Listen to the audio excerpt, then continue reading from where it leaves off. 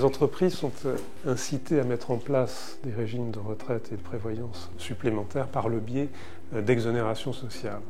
Encore faut-il que ces régimes de retraite et de prévoyance présentent un caractère collectif et obligatoire, et cette notion de caractère collectif a donné lieu à un certain nombre d'hésitations avant qu'un décret de 2012 ne vienne opportunément fixer les règles que les entreprises devaient respecter. Il ne reste pas moins que les sanctions pouvaient être importantes, puisque l'URSSAF avait la possibilité de prononcer un redressement fondé sur l'ensemble des contributions patronales à ce type de régime.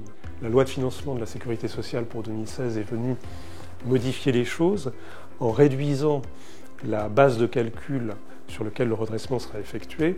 Désormais, ce sont les sommes faisant défaut ou excédant le montant des sommes permettant la qualification de régime collectif et obligatoire qui pourront être la base du redressement.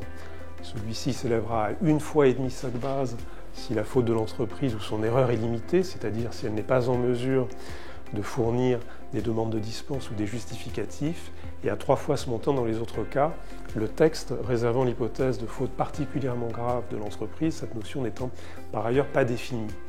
On peut craindre que la précision sur cette question ne soit amenée par le biais de contentieux, par la jurisprudence. Donc on le voit, c'est une matière qui demeure complexe en dépit d'avancées législatives et réglementaires qui vont dans le bon sens.